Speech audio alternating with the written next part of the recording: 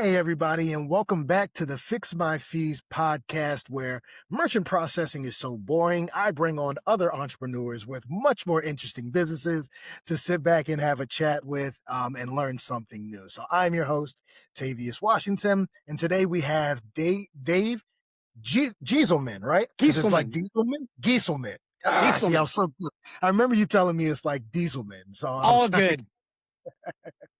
But how are you doing today, Dave?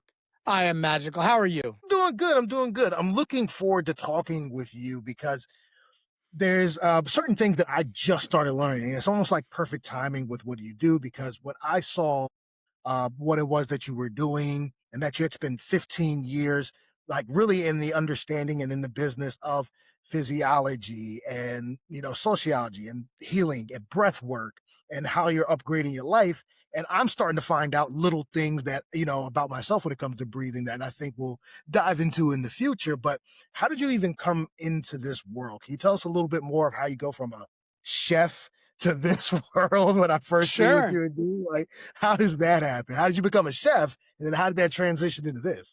It's a great question. It's a wild story, and it's a joy to be on here. It really is an honor. So I want to thank you for having me.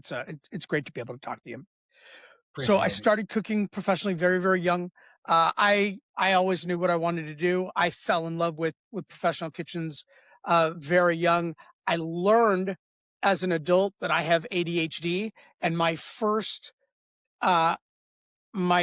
introduction to a professional kitchen, there was like knives, there was fire, there was people cursing, there was people were moving in all kinds of directions. No two people were doing the same thing. And like the ADHD part of my brain just went, oh, this is great. This is like chaos. I love it. But my brain got very quiet. Like I'm like, this is the way it sounds in my head. And so that environment was very normalizing for me, because it was just chaotic and just novel enough for me to get quiet in my head. And so I fell in love with kitchens very young. And I started cooking as soon as I could. And I was very fortunate just to have some adults around me. I was very clear what direction I was moving in. I was very clear what direction. And I had some adults who didn't feel the need to redirect that. They simply opened the doors for me that they could. My parents had friends who owned a catering company, a little small catering company, did, ladies functions at the local church and weddings and whatever. But getting your feet wet in different places. Yeah. And so I went into their kitchen, and and they let me stir things, and, I learned how to use a knife, and, it wasn't like child labor. They would give me age appropriate tasks to do, and, challenge me a little bit. And so my first freestanding restaurant that I got a job, I was 13 years old. And, I was only allowed to work so many hours. I could only work, up until like 8:30. Like there was, once again, it wasn't like child labor. There was some adults kind of putting some reasonable guidelines around me, but everybody saw the direction I was going in, and just kind of supported it. When I started really considering, like, trying to figure out like what a chef's career arc like really looked like, I began asking the question, like, so how do you, like, what's it look like? What do you do? Do you start at Chili's and work your way up? Like, what's the deal? Right? What's the path? And the best career advice I ever got, which I give away to this day, was, if you want to make money, work for people who have it. And I went, right. So that tracks, right? So so I'm born and raised Los Angeles. I'm in Northeast Los Angeles. And as soon as I could reliably get to Beverly Hills, I was working in Beverly Hills, because that's where the money was. And so if you want to make money, work for people who have it, cool. That's what I did. And, so I started working in Beverly Hills, and now I'm in real high-end restaurants, and I'm working in real sort of high performance spaces. And I, like many young cooks, attempted better living through chemistry. That turned out not to be a long-term sustainable solution for me. Your results may vary, right? But in my early 20s, substances just got taken off the table for me as one of my choices. So, in my early 20s, whiskey and cocaine stopped being effective nervous system management strategies. and I had to find new ones. And so I got into breath work, mindfulness, meditation. This is back in the early 2000s. And so like life coaching was just kind of becoming a thing. And Tony Robbins was Mhm. kind of a new thing. And Wim Hof wasn't even in America, that Iceman guy who, breathes and then swims in the Arctic in his underwear or whatever he does. Yeah. But I started getting into all of these things because I got into, Brazilian jiu-jitsu and Spartan races and Tough Mudders. Anything that was hard, painful, or miserable that I had to regulate my nervous system through, I'm like, well, I guess that's what I'm doing, because Right. I was day to day in an environment like we just seated the president of the United States at the table next to Jeff Bezos, who's having dinner with Oprah. You're in a zero error environment. By the way, you'll be in one tomorrow night and the next night as well. So whatever you got to do to get through that, that's what we need you to do. And because substances didn't work for me anymore, I had to find something else.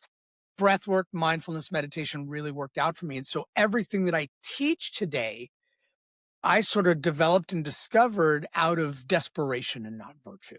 Right. I didn't go like, you know what, breath work is probably way better than cocaine.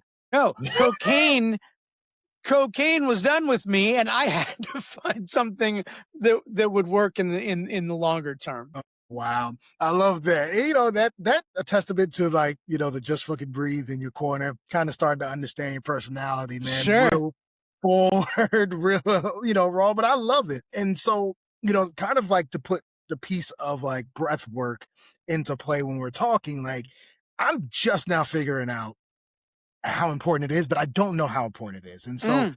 for instance, I learned that sometimes like I'll yawn on these. I love these podcasts. They're so much fun. I have never had like a passion for something than doing these podcasts. Yet sometimes I'll yawn. And so I'm trying to like hold myself back, and my eyes start tearing and I'm rubbing it and I look them up and come to find out it's like something called like Zoom apnea. I'm not breathing right. I'm listening too hard. And so I'm not breathing. And when I'm not controlling my breathing, it affects me in that way. And I'm like, well, how else is my breathing affecting me if I've been doing this for years, like I've been having this thing for years and I'm just now worried about it. What else am I affecting? So what are some things that people are missing when they're or misunderstanding or not really knowing when it comes to breath work and how important it is? Great question. So it goes into every single aspect of your life. So just F and breathe, right? I've been shouting this at cooks for a very long time, and I'll tell you why. When you are in fight or flight, when you are in your sympathetic nervous system, right? When you are like fearful or stressed out or engaged, you're in your sympathetic nervous system. You're in fight or flight. Your body's ready to either fight or to flee or to do something. And the really high functioning part of your brain isn't on. Right. And I'll give you the real quick sort of backstory on this so you can understand. And it's just oversimplified, but the deal is, um, take you back 50,000 years. You and your partner are on your way to go get some water down to the stream. You've had an amazing Paleolithic day, and you're going to get some water down to the stream to bring back to your Paleolithic village and finish your Paleolithic night. And a wolf pops up, right? Suddenly your body snaps into fight or flight, right? Right. Your eyes dilate, your heart rate goes up. You're taking in more information. You're getting blood to your muscles. Your airways dilate, so you can take in more air, right? So Right. all of these things, when your job is to escape the wolf, your body serves you in doing that.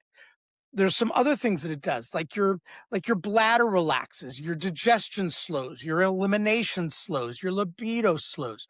Because when your only job is to escape the wolf, having to pee real bad, having to poop real bad, being horny, like doesn't serve you. That's it. Yeah. So your body just shuts that down when you're in fight or flight. Your body just, which is why those of us who spend a lot of time locked in stress, like locked in fight or flight, locked in our stress responses, we Mhm. watch people develop sort of bathroom problems, bedroom problems, tummy problems, right? Because where they're stuck in these systems where digestion and elimination are slowing, libido is slowed down, all of these things, right? And so, to the same degree, when your only job is to escape the wolf, deep, complex, long range, abstract thinking also doesn't serve you, right?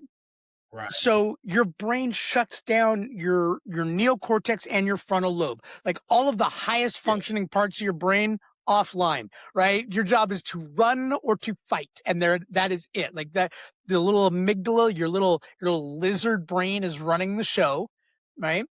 Mhm. And so to kind of bring this all together, when we are under stress, the belief system with most people is, if I can solve the problem, the stress level will decrease. That's what I want to do. I want to solve the problem so the stress level goes down. The exact opposite is true. Until the stress level goes down, you don't have access to the part of your brain that can solve your problem, right? And Right. so when we are stressed out, the first thing we have to do is regulate the nervous system, which is where Just Stuff and Breathe came from, right? Because I got a kid on the line. He's got one toe nailed to the ground. He's turning in circles. He's hopelessly in the weeds. I'm like, buddy, I need you to set everything down. I need you to take 2 steps back. I need you to take 3 deep breaths. And I need you to do it right now. Right. Your brain, your nervous system is locked in fight or flight. Your brain is offline, and you are shitting my entire line. All 8 men and women down the line from you who depend on you to be doing your job so that they can do their job, you are screwing up my entire line. So set everything down, take 2 steps back, take 3 deep breaths. This will drop you back into your parasympathetic nervous system. Your neocortex comes back online, and you can rejoin us because you're not in panic mode anymore, right? So that's where a lot of this comes from. That's sort of the basic physiology of it. Now, you talked about sitting at your keyboard. Most of us spend most of our day either with our phones in front of us. We sit in this sort of hunched over posture, right? The I just got Yep. fired posture, right? Yep. and and we're compressing our lungs, right? We're sitting there hunched over our keyboards, writing emails, or paying attention to 3 screens or anything else, and you're not breathing. You call it Zoom apnea. They call it email apnea, right? So you're writing these emails and you suddenly realize, like, I'm not breathing. You're right. So you sit up, deep breath in through your nose, and posture is everything, right? So this is I good do that. biomechanical posture. It's important, right? Ears over shoulders, shoulders over hips. If you're sitting at your desk, ears over shoulders, shoulders over hips, 90, 90, 90, right? So your hips that are 90 degrees, your knees are at 90 degrees, your feet are at Wait, ankles are at hold 90 on, hold degrees. on. You said ears over shoulders, Ears shoulders over over head. shoulders, ears over shoulders, shoulders over hips. I mean, like in your posture, having. In your posture, right? So you're sitting I up, like. so you're not doing this, right? So which is like my ears are over my legs, right? My shoulders are over my thighs, right? No. Right. We're like Ears over right. shoulders, shoulders over hips, 90 90 90, right? So you're Dang. sitting so you're I sitting up like that. straight, right? Hmm. And so this is good biomechanical posture, which means you can take a good breath. When you are breathing properly, you are getting oxygen to your brain. When you are Mhm. breathing slowly, so the heart sends 60 times more information to the brain than the brain sends to the heart. If you want to control your brain state, you have to control your heart rate. If you want to control your heart rate, you control your respiration. They're slaved, right? So if you're stressed out and you slow your breathing down, which will slow your heart rate down, it has to. Okay, there's no crystals, there's no chakras, there's no magic, there's no energy involved in there.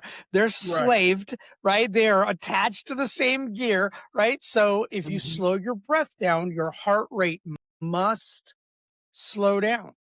And if you're stressed out and you slow your heart rate down, your brain goes, yo, dude, what are you doing? I thought we were freaked out about the thing. And the heart goes, no, dude, you're freaked out about the thing. You're at an 11. We need you around a 6. It's the great breath is the great lever. Like it's like driving a train, right? There's more steam and less steam. And if we slow our breathing down, it's less steam. The heart rate slows down and the brain goes, so there's not a wolf in the room? You go, no, no, dude, there's not a wolf in the room. Like we're fine. Like there's no threat to us currently. Oh, I just got an email. I got a client who's angry, or I got a problem that I need to solve. So I need to act with a sense of urgency, right? But you've gotten that email pops up, a client is upset, something went wrong, your heart rate goes through the roof, right? You're like, Immediately. oh my God, this is over. Like, I'm a contractor just like you, right? And so, you get that angry email from a client, right? And they happen, right? Like, nobody's perfect. We don't, Right. I'm not perfect. You're not perfect. Nobody's perfect, right? So we're gonna make clients mad. It's okay, right? But we get that angry email from a client, or somebody's having a problem and they're frustrated and they're angry, and maybe getting a little loose with the language there a little bit, right? You right. Right. And I go from like, shoot, a client is mad, to like pushing a shopping cart, talking to myself in about 8 seconds. Right. I'm like, Yeah. oh my God, they're gonna ruin me. They're gonna give me Yelp reviews. They're gonna destroy me in social Yep. media. Like, my phone's never gonna ring again. My wife is leaving me. Like it's over. It's all over. Right. And in that moment, I'm in panic. My heart's beating through my chest. Right. My brain is running through every possible scenario. But if I can get my body to go, just fucking breathe, right? Then I can go, all right, is any of that true? Any of it? Is any of that true? Could one person ruin my business because they're mad about a thing? No, Right. they really couldn't, right? If this entire business is a catastrophic failure, does my wife really walk out? Probably not, right? Right. How Right. many people would all in my life would all have to perish at the exact same moment for me to end up pushing a shopping cart, right? Like how many things would have to go wrong all in the same moment, right? Right. But in that moment, with your heart beating through your chest and your brain just running on like crazy train thoughts, right? Goes from worst scenario to worser to My God, right? And so we can slow down and go, okay, what is the actual fear? What is the actual fear? The actual fear is that this person is going to like ruin my reputation, destroy my business. All right, is that even like a thing? Is that no? It's not. It's not. All right, so then how about if you not worry about that? Just get this person's problem solved and turn the situation around without being like a big panicked asshole, right? right. Right. So Definitely. that's sort of the big picture of what I do and how I and the thought process around most of what I do. Biomechanical posture, like good biomechanical positioning, deep breath. First, like a physiology first approach. Like, first calm your body, because until you calm your body, you cannot, the body has to tell the mind that the body is safe before the mind releases fear. By the way, that's the only direction that information travels. You cannot think yourself into feeling safe. You have to feel your way into knowing that you're safe. Never in the history of calming down has anyone ever calmed down by being told to calm down, right? Not even by you, right? You can't even go, okay, we need to figure out what's what. We need to settle things down. We need to like have a drink or smoke a blunt and just like figure out how to get through this. We just need to settle down. It doesn't work. Right. I find All right. myself breathing with you every time too. Uh-huh. Yep. What do I need to do? What do I need to do? So that's what I do. And so I teach like 3 different types of breathing, right? I teach like intervention breath. So like in that moment, right? I'm about to walk into court. I'm about to walk into a meeting. I work with lawyers. I'm about to, or professional speakers. I'm about to go on stage and I'm nervous as hell about speaking. How can I breathe right now in this moment that will solve the stress? There are 3 or 4 different techniques that we can use, and I will send you a PDF that your listeners can use, and they will be able to identify what their current state is and have 3 or 4 tools that will help them immediately. It's super useful. I give it away all the time. It's a really, really good tool. But I teach intervention breathing, like when I'm in my moment of heightened emotion, how do I lower the temperature? Like, how do Right. I bring it down? Then there's sort of day-to-day practice breathing. Okay, so now that I'm chill, how do I practice chill? Right? How do I Right. stay this way? How do I maintain that resilience. So I'm not constantly pulling myself out of these spikes. I stay within a reasonably like in control zone. And so there's ways you can do that.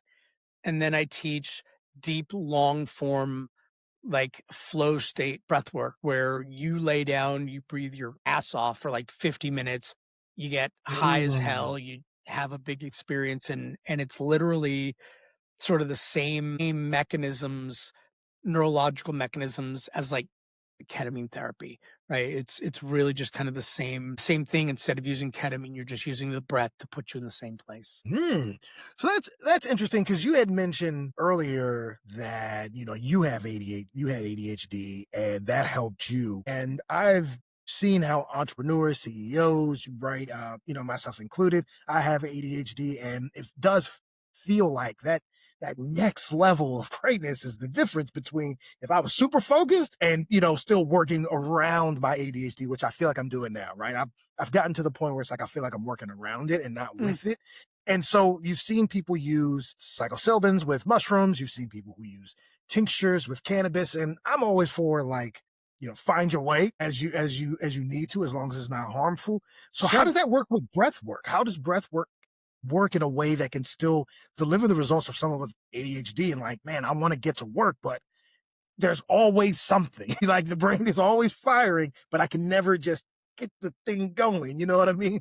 Right. So it's about starting your day from a calm place, right? It's about giving. So an ADHD brain craves novelty, right? Yes. Thrives in chaos, right? And Yes. and because we don't get dopamine the way neurotypicals do, right? We and you probably don't know anything about this, but I will push a project or something off until 30 seconds prior to the deadline, right? Because And I then need all of a that, sudden, right? get it. And then all of a sudden, then I bang out 36 hours worth of work in 30 minutes, right? Because I have gotten that push high enough to trigger all of the dopamine, all the endorphins, and all this stuff. We can get there with breath. So, which means I don't need to wait to the last possible minute. I can using, I call it breath of or warrior's breath, right? So just deep in. We're just going to do a couple of these, but we're going to go deep in, deep out through the nose, and don't stop at the top of the bottom. Keep the airway at the back of your throat open and just good. Breathe. Yeah. In, out, mouth open. You're going to start getting a little bit dizzy. Going to start getting a little bit high, right? Now take a deep And my breath body in. starts to like cool up. Yep. Yeah. Now take one in and hold, and now release and just hold on the exhale. Don't breathe in. Feel how calm you just got. That was like 9 breaths you took. And you're like not panicked to take a deep breath. You're not anything. When I do a long form breathwork session, one of the breath holds we do is 2.5 minutes without air. So exhale and then hold your breath for 2.5 minutes. And for most people, it doesn't feel like long enough, right? We can really control the body that much.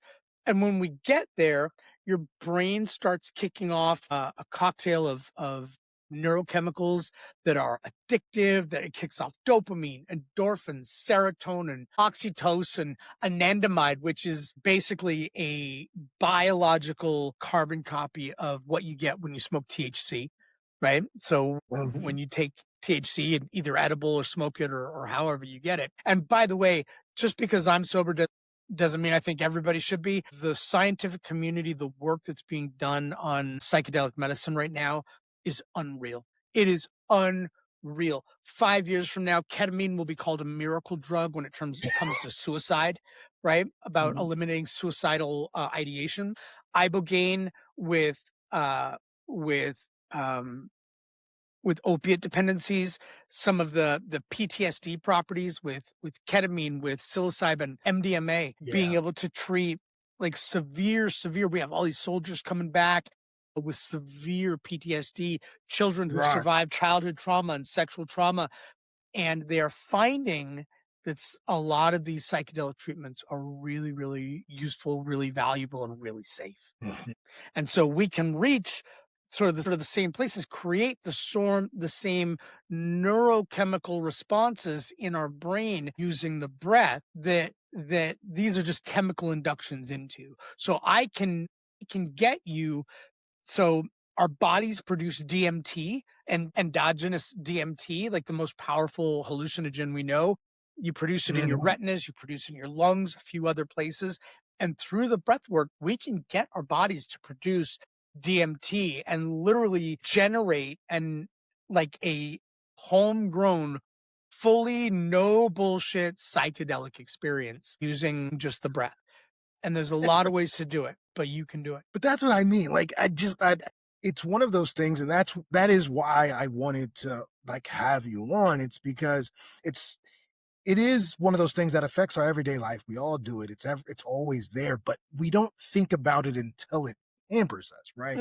We Mm. don't think about it until, we can't breathe because something's stuck in our throat. Or we don't think about it until I'm on Zoom calls and I'm like, I don't like that my eyes are watering. I got to figure it out, right? It's not until something affects our daily, then we go, maybe we should breathe more. Like, but even then it does go to the end of whatever the problem was, right? Because if I go and I start breathing correctly just for this, I didn't think to go into the next level of Hmm. breathing could help me with my ADHD, right? It didn't take that extra step. And like by having you on here to talk about it, it's like how much more can breath be a part of your life, your day to day that can help you with your mood, your attitude, your energy, or and those things that I didn't know of, right? And that's why I liked the idea of bringing you on because it is just this is awesome so far. I really love it, It's man. it really is amazing, and exactly what you said is the biggest problem that most people have, right? So I started breathing, right? And I noticed I was falling asleep, and so I started breathing better, right? And then at the end of that activity, I stopped paying attention to my breath. So Yep, the medicine works so well, you stop taking it, huh? Right? yep, And and yeah, that's like the most human thing we do, not paying attention to it until we need it. I mean, we watch people do this with their health all the time, right? yeah, We don't we eat whatever, we eat like garbage, we treat our bodies you know, like we're 23 forever, like I'll just always be able, I don't need to sleep. And your health is one of those things like you really don't consider it right, until it's gone, until it gets compromised.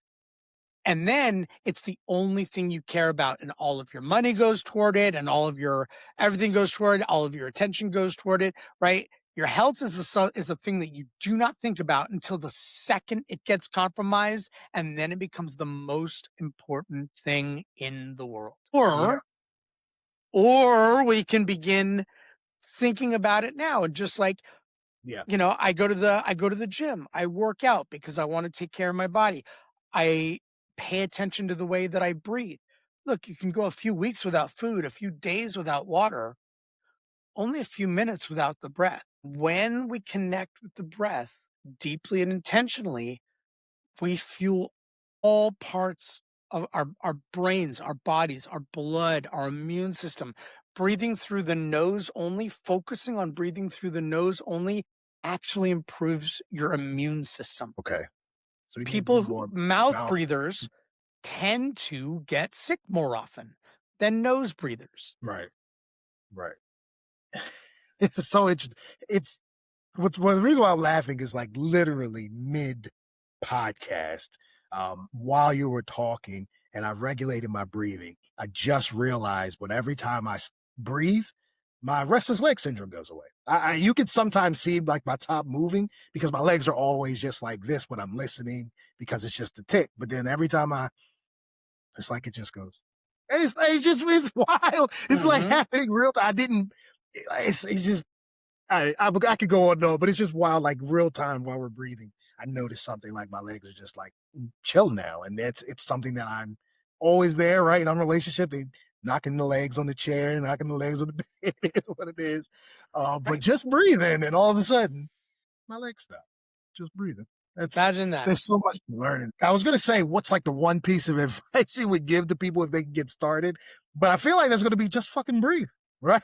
It is, but I'll give you a real simple one, right? So Yes. the uh, that anyone can remember, that anybody can take with them. So if your exhale is longer than your inhale, you are calming down, right? So anytime you are angry, upset, frightened, agitated, stressed out, I'm in Los Angeles, so sitting in traffic, attempting not to lose my shit, right?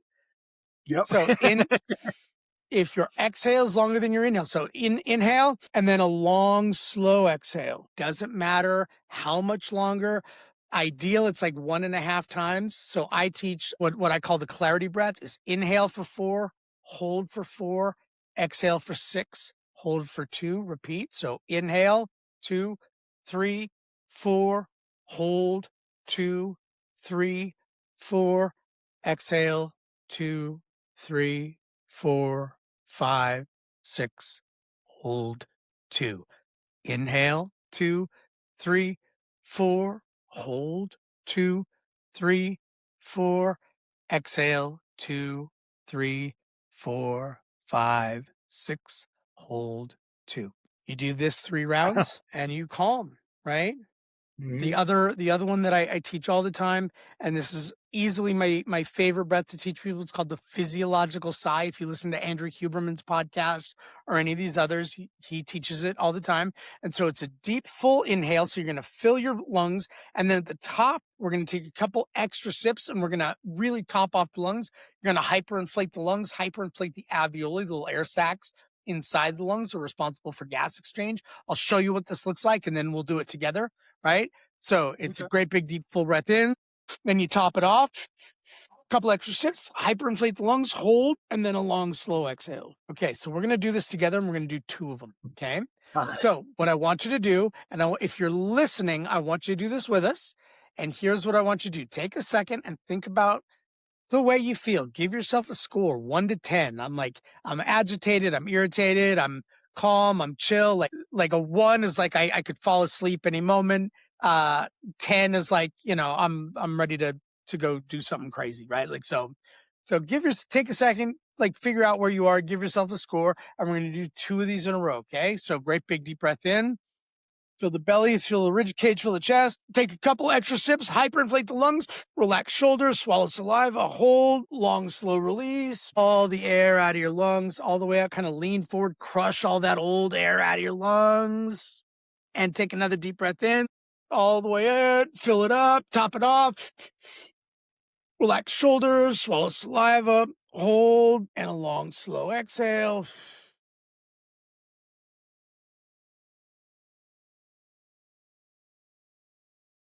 How you feel? So I said, you know what? Mentally, I feel good, but my body feels jittery when I close my eyes, like just a little jittery. Mm-hmm. God, Yeah, it's right. no one's So gonna believe me. So what's cool about that, right? Hope they What's did it with cool? me. They'll understand. Yeah, they'll if anyone who did it with you knows exactly what you're just talking about. You're like, right? Yeah. Right? And so what's cool about that is that did not happen because of chakras or crystals or energies or meridians or anything else, right? That happened because that's how the machine works, right? That's physiology. Like that's how that could not have not happened that way. When you take a deep breath in and have a long, slow release, your physiology, your nervous system has to do what it just did. It can't not, right? So you don't need to believe in it. You don't need to anything else. Like a light switch doesn't care about your opinion about electricity, right? If you Right. flip the light switch, the light's coming on, and it doesn't care whether you believe in electricity or not. A light switch does not require you to believe in electricity, right? It doesn't care about, well, I don't believe in that. Well, I don't care. That's fine. That's Right. It's still right. there, no matter It's, what. it comes on because that's how the machine works. That's how that thing is built to operate.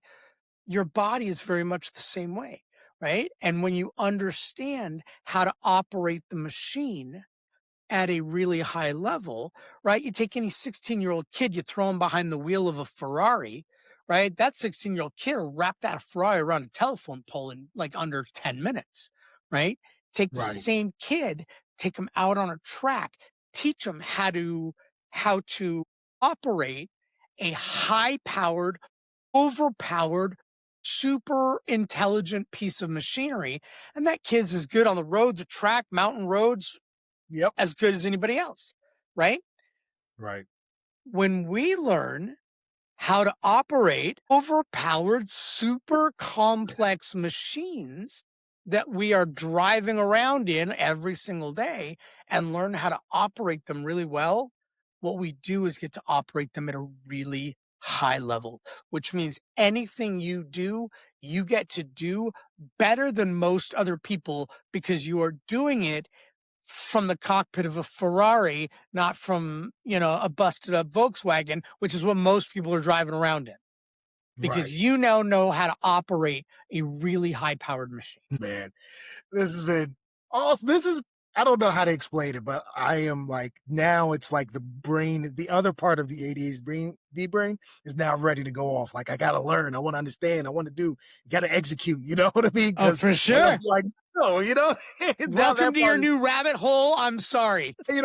how was, how are you outside of it? I can kind of tell, but like, what are some of the things you like to do outside of, learning this and bringing this to the masses and having changing people's lives through the things that you're doing? What do you like to do to kind of do that work-life balance?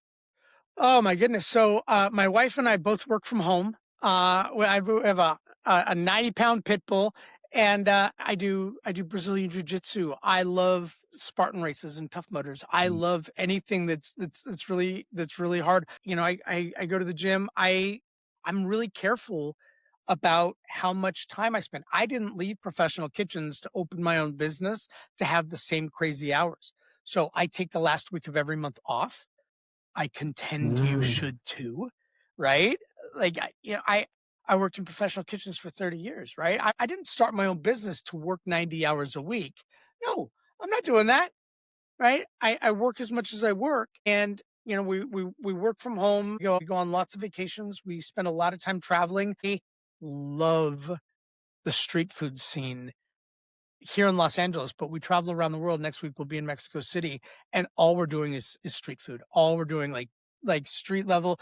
Last year we were in Bali, Aruba, and Singapore, and we're just like street food. I love, I mean, I couldn't be more bored with fine dining. I spent a long time in it. I don't care. Yeah, I'm saying I'm street food. I was in Mexico last year for 8 months, and I was street food every Where stall, were you?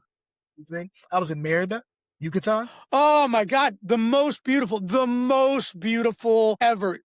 Quintana Roo is the most beautiful state in Mexico. The entire Yucatan Peninsula is Yes, spectacular. man. Spectacular. A few years ago, we were in Playa del Carmen, Mhm. Tulum. We went down to Punta Alen. We almost drove down into Belize. But yeah, the food there, cochinita pibil, incredible. Maybe we need to do a podcast there one day and just travel around. Don't threaten me with a good time. I'm with it. I say we go somewhere and just eat all the street food. I Oh would my be. God. And then go dive into a cenote somewhere in Yes, I didn't get a chance to do that. I want to they're do that still. gorgeous. I didn't get a chance to. Looks like you gotta go back. Yep. Yep. Not I'm ready. gorgeous. Travel's a real big one. Travel's a real big one for me, right? Like, You and said you take off at the end of every month. yeah, I take the last week. I take the last week of every month off. I don't travel ever the last week of every month, but I take the Right. last Right. week, Right. like fourth week of every month. Like, I don't see clients. I don't do whatever. Like, I'll work a little bit on my business, but I won't work in my business. I think it's really important to find that. And how often do you travel? Do you time it out or do you just go? When the wind takes you. We plan trips. So every year between Christmas and New Year, what we do is we take that week between Christmas and New Year, and we go on an annual planning retreat. So we'll go hole up in a hotel room somewhere beautiful, somewhere California coast or something, and we will plan our entire year. Vacations go on the calendar first. They are the first things that go on the calendar, and we'll plan all the vacations and we'll decide where we want to go and decide what we want to do. 2027 is already planned. We're doing Hong Kong and Taipei and Vietnam and Japan. But nothing rounds out a human being quite like travel. You have never met, you have never met a really well-traveled savage racist. You just haven't, right? You just get, yeah, You can't because your worldview gets expanded and the way I do things stops being the way to do things and just becomes a way of doing things. The people around me stop being the right people and start being the people around me. It's not, my culture stops being the right culture and just becomes a culture, and you get to yes, experience other humans as humans rather than your own little cultural sort of echo chamber and everything else. And I mean, with at the risk of like diving into you know socially sensitive topics, but you have never met a really really well traveled savage racist. You just yeah, haven't. yeah, yeah. I think travel is really important. It has, when I used to think like, man, my good old days were gone, I'm like, man, my best days are ahead of me. I'm By healthier now. far. Right. I'm more traveled, which makes more like now I'm excited to go to the Philippines, to Vietnam, to Thailand, to Africa, to Europe, right? To everywhere. And I'm like, man, I got so much more to do versus I've been in Maryland and I moved to Florida and it's like, great, but like, what's more to do, right? There's so many foods to eat, so many places to visit. Oh my God. With grown up money. Grown up money. With grown up money, right? Because now you run your own business. Now you got grown up money to do it with, right? Right. Before it was balling on a budget, and you go around, you do what you can. But no, you're grown ass man with grown up money, and you go see the world with grown up money, and it's And it's it's a fun. different. Yes, the best days of your life are in front of you, 100%. Oh man. Yo, Dave, thank you so much for coming on here. I could tell me and you would be on here for an hour and a half, 2 hours. Especially if we were like doing an in-person one. I could see We it no, we could. going along. It's been suggested I can be enthusiastic about this topic. Yes. And we haven't Not even only gotten into food yet. right. Not only enthusiastic, but informative. We got the chance to witness it, do it. Hopefully other people can do it too and see that like my reactions were authentic because like I said, I didn't know anything. I didn't know how powerful it was. And now I do get to go down the rabbit hole. So I appreciate you coming here, dropping many nuggets. This is definitely one of those transcribe and upload to your AI and take the nuggets from it type of podcast. But if people want to know more, they want to get in touch with you, they want to start this, they have questions, where can they reach out to you to get more information? Easiest place to find me is my website, connecttoflow.com. CONNECTTOFLOW.com. Just like it sounds, all words. There's no trickery. Connecttoflow.com. You can find me. You can register for breathwork. I teach a public breathwork session every single Saturday. It is hybrid, which means you can join me in Northeast Los Angeles, or you can join me from your bedroom on Zoom. And so for your listeners, Tavious, I'm going to extend an offer. If you would like to understand more about breathwork, if you would like to try a long form breathwork session, I will offer your listeners a discount code, Fix My Fees one. Fix My Fees and the number one discount code. If you go to and I'll give you the link so you can put it in the show notes. So go down into the show notes. There will be a link. Pick a Saturday session. Either join me in Los Angeles or join me on Zoom, but one of the public Saturday sessions. Use the code Fix My Fees one and come join me. We're just gonna build Tavious. We're just gonna send him the bill for all of them. So Tavious is gonna sponsor you into a breathwork session. He's gonna love it. We're gonna send him the bill for all of it. But come join me as Tavious's guest and find out what long form breathwork looks like. I will give you that PDF with a whole bunch of like easy tools you can use, but come find out what long form breathwork looks like. Connecttoflow.com, and you can reach me. You can book a call with me through there. I'm real easy to find. Awesome. Thank you so much. So I'm going to definitely put that in the bio. Fix My Fees one, being able to get a free session all on your boy Tavious. Just Right? send me a statement. Is that okay? If y'all see this and you do it, can you send me a merchant statement? No, I'm just kidding. We love you. I appreciate it. I love, you know me, I've tried my best to give back. I love giving back. So thank you for giving back to not only with today, but being able, people after this, watching this can get more from you for free. I appreciate the value you're bringing, man. Thank you so much. It's my pleasure. I appreciate being here. I appreciate you asking me. It's been great. We talked a few days ago, and it's been great to connect with you. It's been great to get to know you. So I'm grateful for everything you are doing, which makes it a joy to give to your community. Thank you so much. We'll definitely 100% having a second interview. 100% do it. Another one. Too good not to. Too good not to. But thank you again, Dave. I'll put everything in the bios for people to reach out. And I appreciate you all for listening. And hopefully you listened in. If you didn't do the breath work, go back, rewatch it, skip to those parts. Do it. Try the exercises. Please do one. If you're going to do one, do the long breath one where he did the inhale with the extra three. If you're going to pick one, do Physiological that. sigh. Physiological Sigh. Do that one. That one, you literally can feel it as you're going through it. I think that's the one. I felt them all, but I think that one people can really go and go, wow, like, okay, 2 breaths, I'm feeling this. So do that and transcribe this and upload it. So thank you again for listening. Make sure that you're like and subscribe because as you see, I bring on a lot of interesting guests. I love this. I'm happy to bring people like Dave on. And if you're interesting like Dave is, and you want to be featured on here, send me a message on Tavious at fixmyfeesteam.com. But thank you again, everybody, and good night.